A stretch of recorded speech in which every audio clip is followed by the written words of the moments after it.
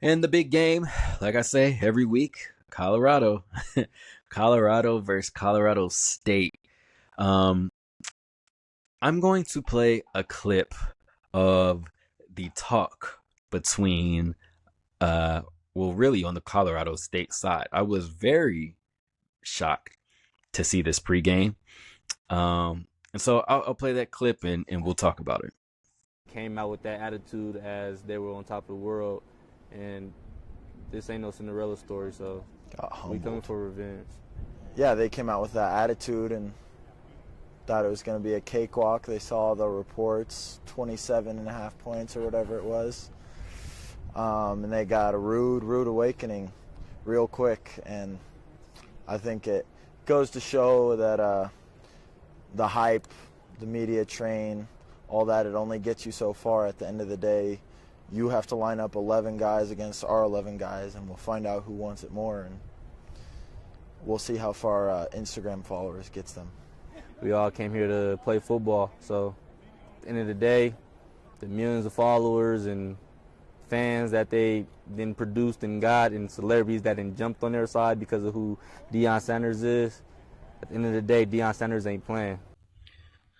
So Colorado State had this clip go out. I think during the game, Colorado State's quarterback tried to do the too little, gesture to Travis Hunter of all people.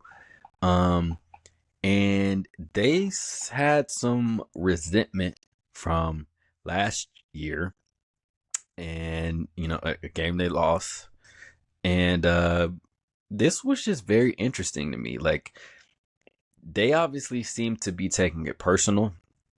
They don't seem to like Colorado or what they stand for at all.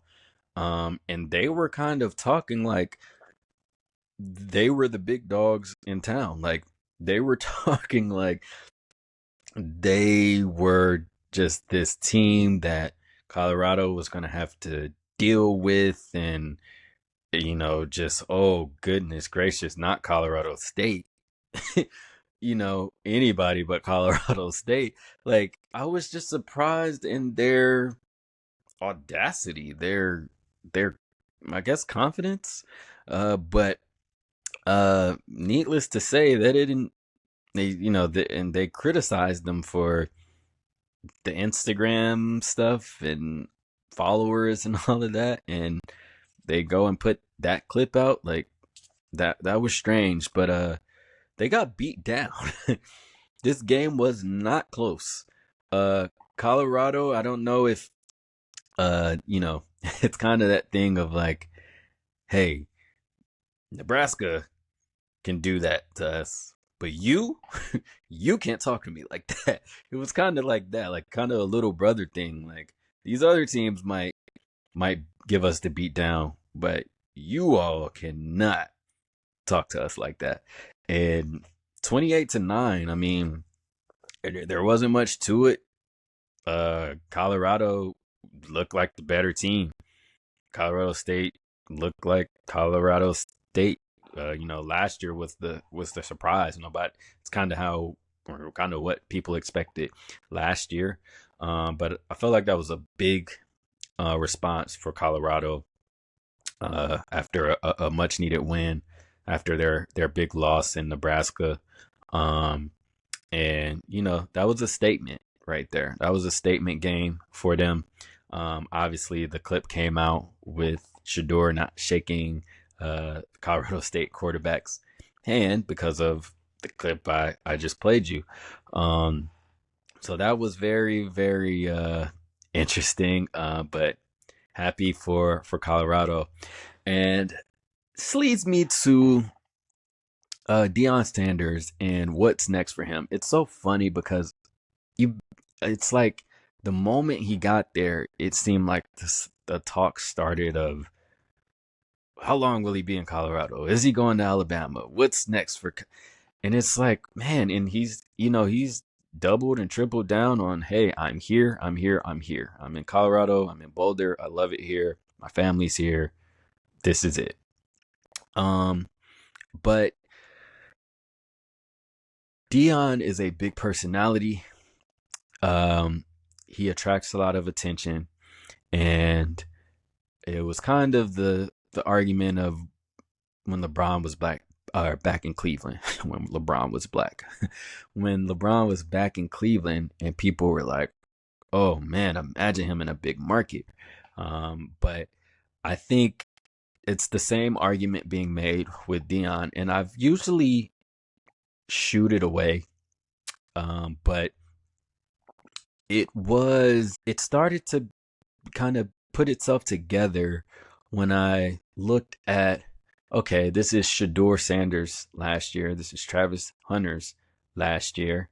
Not sure where things are with Shiloh, but Shador has never been coached by anyone but his father, and obviously that'll change on the highest level in the NFL. He'll go wherever, but it makes you wonder, like, is Deion too big for Colorado? And with his son getting ready to exit, with his obviously next best player getting ready to exit, who can they really get to want to come to Boulder? Who, like, just the path after this seems uncertain, even though he's been saying that he will remain in Boulder. I see why there's questions around it. And so, we'll see. I don't know what positions would be open that he'd be willing to take. Does he continue coaching?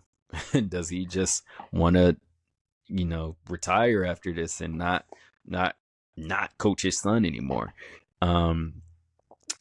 So it'll be interesting to see. I think a big thing will depend on how this season ends, like how well they do, and who they can recruit, who they can attract there. But I can see him going to a bigger market, being able to get better players, just because of his name and the attention, and the main attraction that he is just as a coach.